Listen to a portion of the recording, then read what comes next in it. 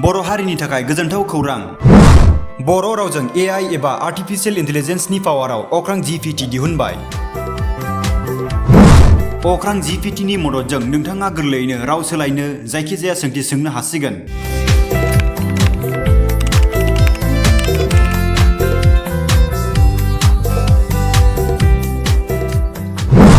बर' रावखौ फोजौनाय आरो फेहेरनायनि बिथिङाव आरोबाव आगानसे दावगाखांनायनि नेरसोन। मोनसे AI पावार सार्च सिस्टेम अख्रां GPT आरो राव सोलायनो हानाय माल्टिलिंगुवेल एंग्ल' डिक्शनारि। आर्टिफिशियेल इंटेलिजेंस एबा AI नि गेजेरजों बर' रावखौ गोरलैयैनो बाहायनो हानायनि खाबुखौ दिनै बेखेवनानै होबाय। क'क्राझार गभर्नमेंट कलेजनि बिबुंगिरि डक्टर कमल बड'सा आरो बिथांनि हानजाजों लोगोसे डक्टर कमल बड'सानि फिसाज्ला बि.सार.डी. बड'सानि नाजानायजों मावफुंजानाय बे आंग्ल' बड' डिक्शनारि मुंनि आर्टिफिशियेल इंटेलिजेंस एबा AI वेबसाइटखौ दिनै बेखेवनानै होबाय। आर्टिफिशियेल इंटेलिजेंस एबा AI नि गेजेरजों बर', असमिया, बांला, हिन्दी आरो इंराजि रावफोरनि गेजेराव राव सोलायनाय, गाव लिरालासेनो बबेबा आयदानि सायाव खौरां, रादाब, सल', खन्थाइ बायदिखौ गोरलैयैनो लिरनो हागोन। बड' अख्राङा नोंथांमोननिसिम लाबोदों मोनसे AI पावार सार्च सिस्टेम अख्रां GPT आरो राव सोलायनो हानाय माल्टिलिंगुवेल एंग्ल' डिक्शनारि, जायनि दारै फरायसा, फोरोंगिरि, लिरगिरि आरो बिजिरसंगिरिफोरा गोबां मुलाम्फा जानो थांगासिनो दङ। भिजिट बड' अख्रां, सार्च विथ अख्रां GPT, ट्रान्सलेट विथ एंग्ल' बड' माल्टिलिंगुवेल डिक्शनारि।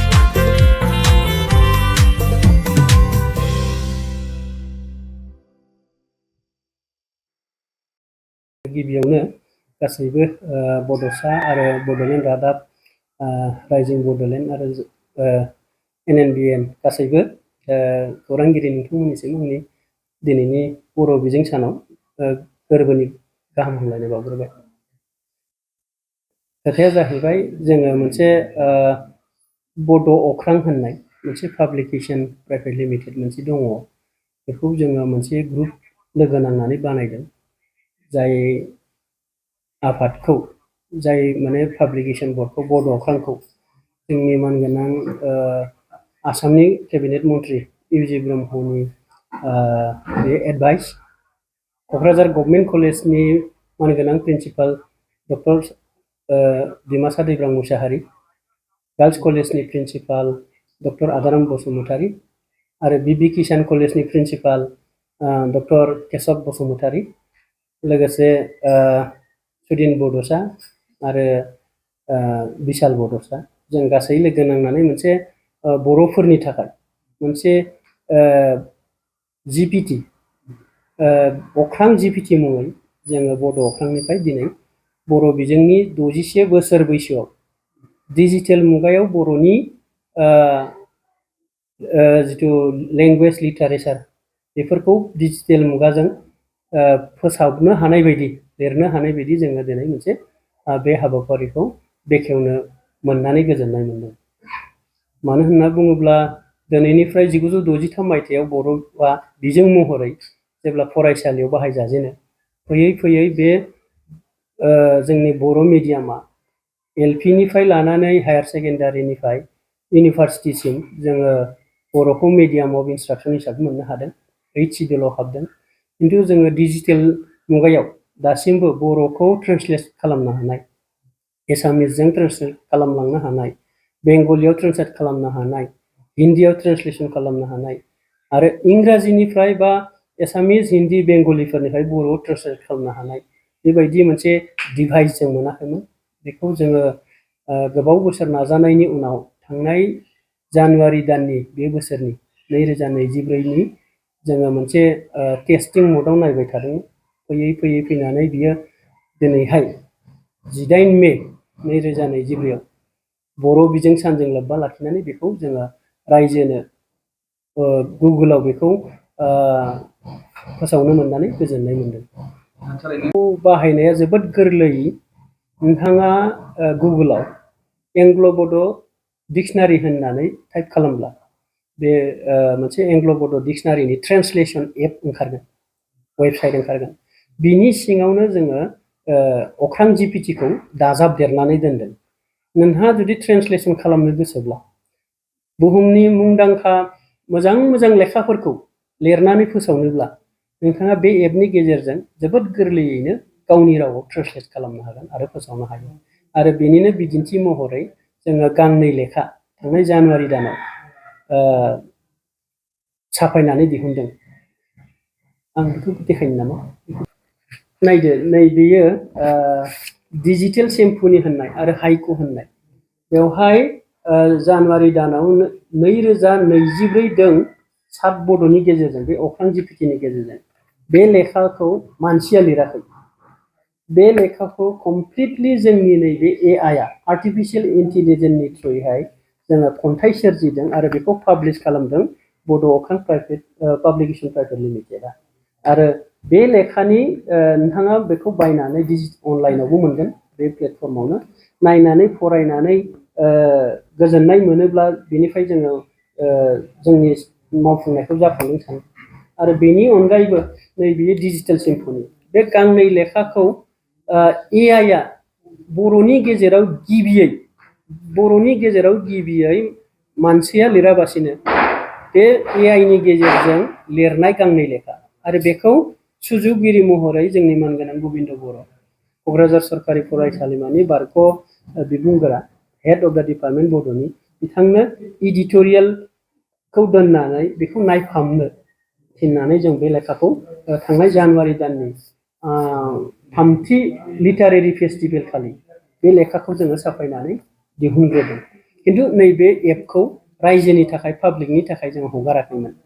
दिनैहाय जोबोद खाफाल गोनांनि बाथ्रा, जोङो 18 मेआव जोंनि मानगोनां क'क्राझार सरकारि फरायसालिमानि जारिमिन बिफाननि डिपार्टमेन्ट गाहाय बिथां डक्टर सुशान्त नार्जारिनि आखाइजों जोङो जोंनि नैबे एंग्ल' बड' डिक्सनारि, डिजिटेल डिक्सनारिखौ बेखौ जों बेखेवनानै लानो हादों।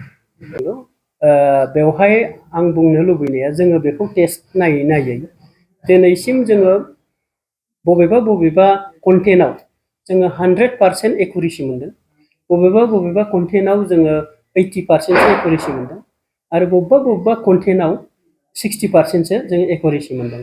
गोरोन्थिबो जाया नङा जायो, खिन्थु जों बुंनो लुबैनाया, नोंथांनि कुइसना जुदि बिराद कारेक्टब्ला बियो जोबोद मोजां कारेक्ट एन्सार होनो नाजायो।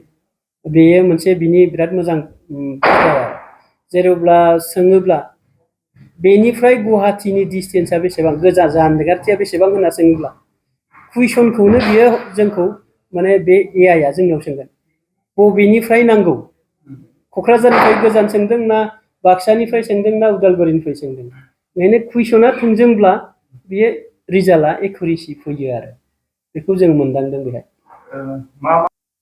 नोंथांमोना बेखौ जोंनि पाब्लिकआ, फरायसाया गाव मा मिडियामनि गोसो जायो, नोंथाङा जुदि बर'जों सोंनानै बर'जों फिननाय लुबैदोंब्ला बे अपसनाबो बेहाय दङ।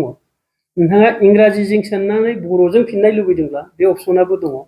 नोंथाङा इंराजिजों सोंना एसामिसनि एन्सार लुबैदोंब्ला मोनबा लेंगुवेजाव अल्टारनेटिभलि जायनो इउजारनो जेरै नांगौ बेखौ मोननो हायो आरो। जों मबाइलाव बाहायनो हागोन ना? बेयो बेसिकेलि बयनिबो मबाइलजों, गावनि मबाइलावनो गुगोलाव सार्च खालामबानो, गुगोलाव सार्च खालामदो नोंथांमोना एंग्ल' बड' डिक्सनारि, बे एंग्ल' बड' डिक्सनारि होनब्लानो बियो ओंखारबोगोन।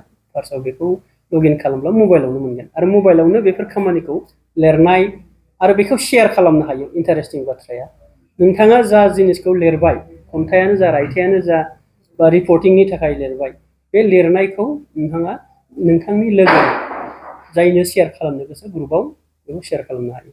आरो मोनसे बिराद इन्टारेस्टिं बाथ्राया मा, जेनेबा डक्टरनाव थांदों, सासे बर' मिडियामजों फरायनाय गथ', प्रेसक्रिपसना इंराजिजों होदों, एसामिसजों होदों, नोंथांनो मुलिखौ नोंथाङा बुजिया मा लोमजानायाव मा होदों, नोंथाङा बे मुलिनि मुंखौ बेहाय लिरनानै बर'जों बेखौ आंनो बेखौ लिरनानै होनो थिनोब्ला नोंथांनो बे मुलिनि गासै डिटेलिंखौ बर'जों लिरना होनो हायो।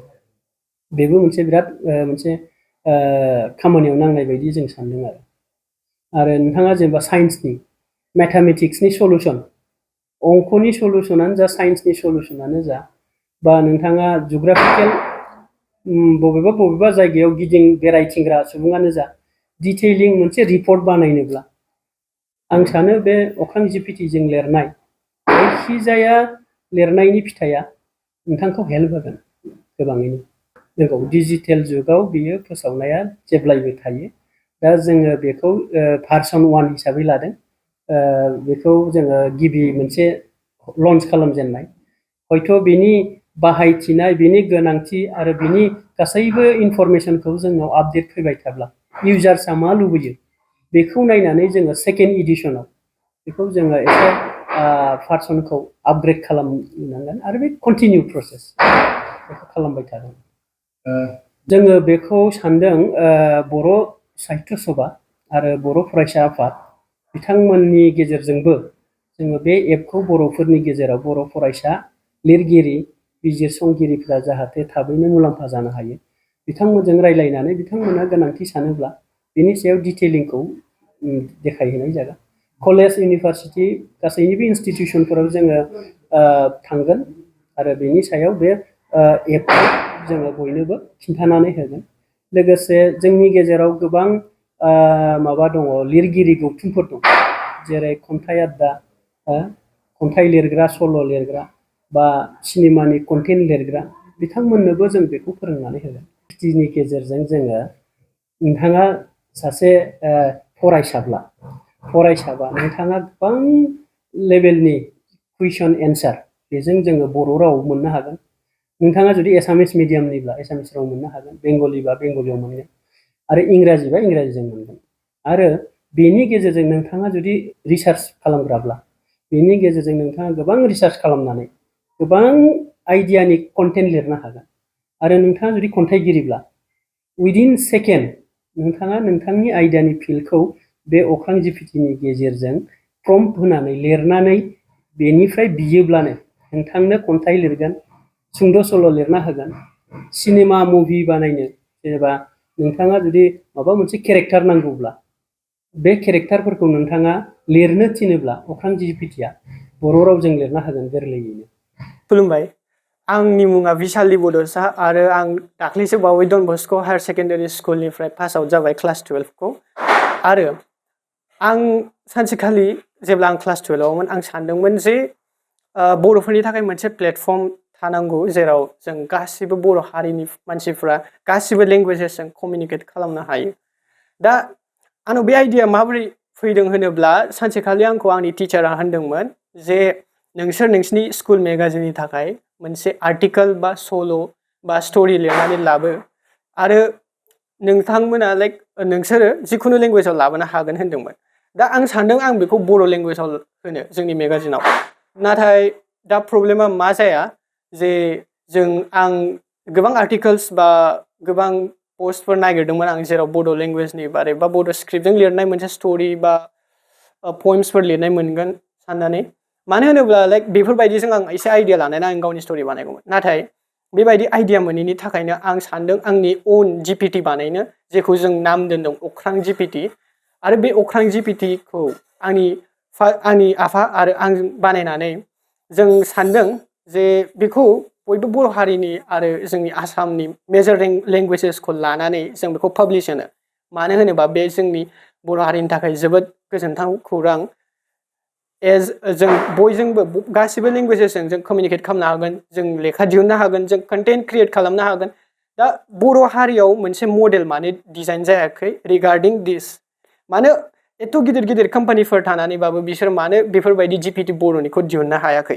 दा मेन जाहोना जादों बर'नि जे आर्टिकेल्सफोर दङ बर' लेंगुवेजाव लिरनाय कन्टेन्टआनो गैया अनलाइन इन्टारनेटआव। दा बेनि थाखायनो जों बे जिपिटिखौ बानायनाय जादों। आरो नोंथांमोना जेसेबां कनभारसेसन खालामगोन बे कनभारसेसन खालामनानै जों जेसेबां डाटा मोनगोन जों बेखौ जोंनि मडेलखौ आरो ट्रेन खालामनो साबसिन खालामनो नाजानाय थागोन। दा बेनो आंनि दिनैनि बुंनाया। गोजोन्थों।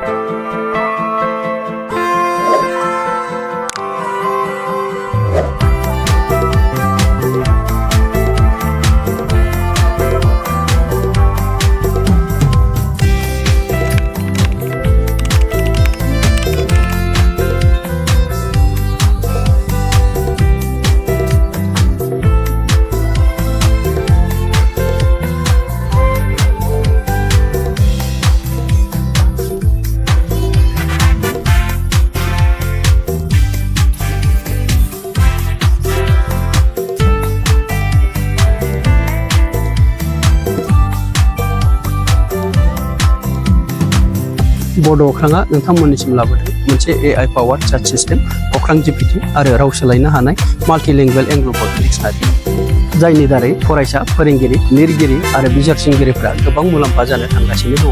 भिजिट बड' अख्रां, स्टार्ट विथ अख्रां GPT, ट्रान्सलेट विथ एंग्ल' बड' माल्टिलिंगुवेल डिक्सनारि।